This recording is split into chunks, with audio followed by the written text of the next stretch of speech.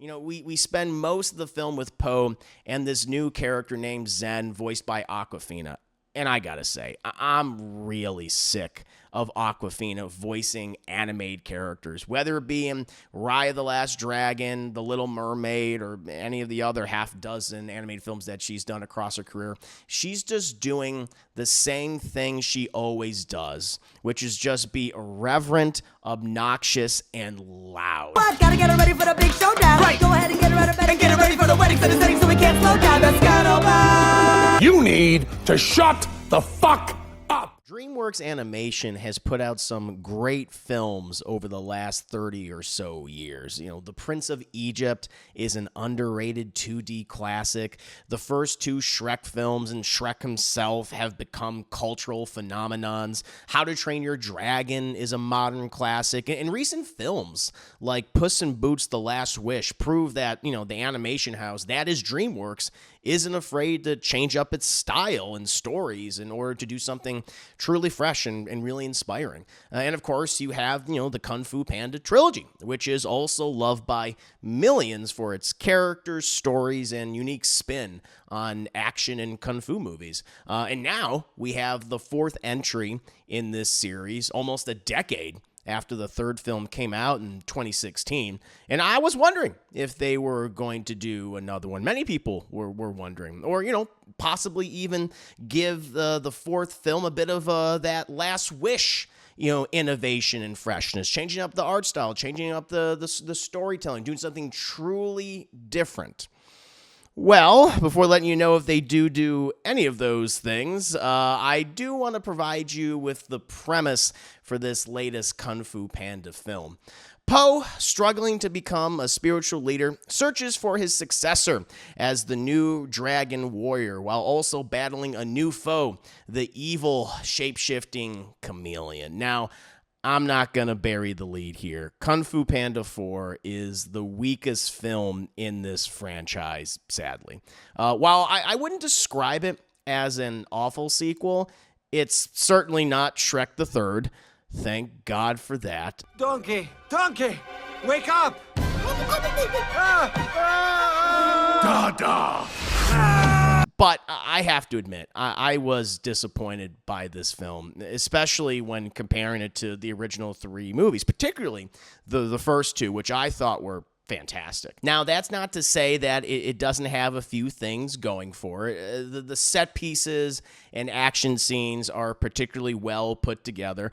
Some of the sequences kind of go back and forth between being serious and comedic, but it's all done very well, in my opinion. I also really enjoyed just this one particular sequence that played with the film's traditional color palette and opted to do something in black and white with like shadows, which I thought was really cool and kind of set apart from the other big action scenes from the rest of the franchise. Additionally, Jack Black is doing a great job voicing Poe again in this movie, as he, has done consistently across, the other previous three films.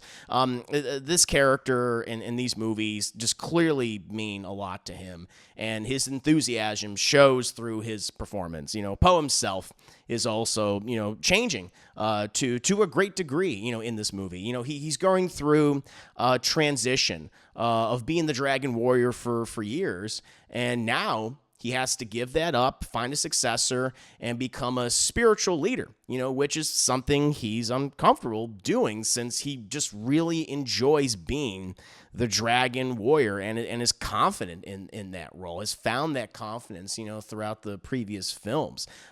He doesn't feel like he would make a good spiritual leader or a master to other would-be students. And, he struggles with that throughout the movie. Finally, there is a really fun subplot involving James Hahn and Bryan Cranston's respective characters. They're basically Poe's two dads, and they have a bit of a buddy cop adventure, which ended up being one of the highlights of the film to me. Outside of that, we get to the things that just really drag this particular entry down, in my opinion. Many people were wondering if the Furious Five are in this movie. And I'm sad to say that they are not, or at least not in the way that you want them to be. They all have a mute montage cameo with a brief explanation as to why they aren't in the film. And I honestly thought that was really unsatisfying. You know, I was looking up some information for the film's cast, and I noticed that the budget for this particular movie is almost half that of the second and third, with only a budget of $85 million. It's the cheapest of all of the Kung Fu Panda films, even the first one. And while it doesn't affect the animation, in my opinion, I do wonder if the budget cuts made DreamWorks not bring back Angelina Jolie, Jackie Chan, Seth Rogen, and the other voices of the Furious Five. If that's the case, then that is very disappointing, since those supporting characters are great across all three films. But what disappointed me even more was how underutilized returning villains like Tai Lun, Shen, and Kai were. You know, Tai Lun technically gets the most to do out of the three, but nothing substantial or really interesting. Like, Ian McShane does voice him here, but it was a really wasted opportunity just not to do more with him or give him an arc of any kind. He acts very differently in this movie for little rhyme or reason, and he just is just kind of chill now. He's just like, oh, hey, how you doing, Poe? All right, see you later. And he just leaves, and that's it. And the Shen of it all was very frustrating, especially since I consider Lord Shen to be the best villain in this franchise and one of DreamWorks' best villains overall across their filmography. He's a sassy, psychotic peacock. He killed Poe's mother and led a genocide against the entire panda species. Goodbye, Shen. I wish you happiness. Happiness must be taken, and I will take mine. But in this movie, he just shows up, gets his powers taken from a lizard, bows in front of Poe after everything's said and done, and just fucks off back to the spirit world with not a single word. This is bullshit.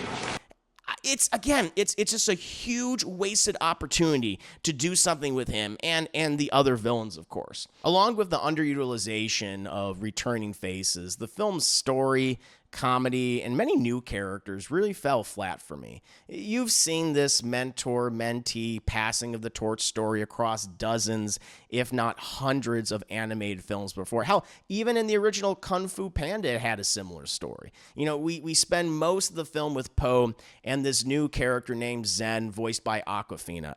And I gotta say, I'm really sick of Awkwafina voicing animated characters, whether it be in Raya the Last Dragon, The Little Mermaid, or any of the other half dozen animated films that she's done across her career.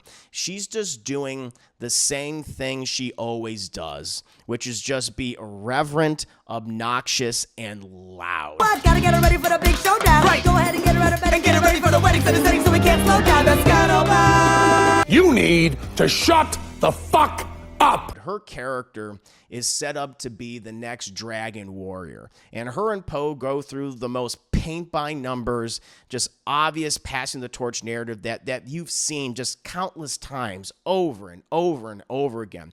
No surprises, and you see every step of their journey coming a mile away. It feels rushed and not particularly well earned.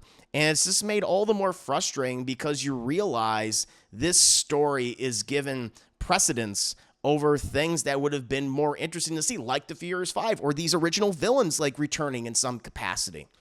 Oh, and before I forget, speaking of villains, Viola Davis plays the film's lead villain, the Chameleon. You know, she steals kung fu powers in order to fight Poe, and that's her whole gimmick. You know, her motivations are weak.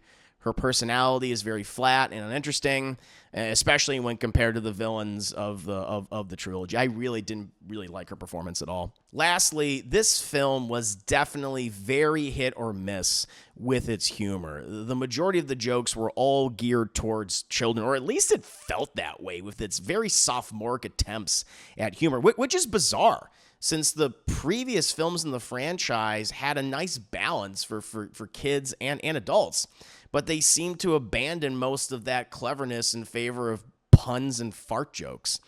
So yeah, the first big animated movie of 2024 is a bit of a disappointment for me. You know, aside from a few highlights, you know, that I mentioned, and Jack Black singing Britney Spears songs, it's definitely better, thankfully, than DreamWorks Animation Television's Megamind 2, but that's not exactly saying much. But what about you guys? What did you think of Kung Fu Panda 4? Did you really like it? Were you mixed on it? Or were you kind of disappointed like I was? As always, please let me know in the comments below, and I'll see you next time.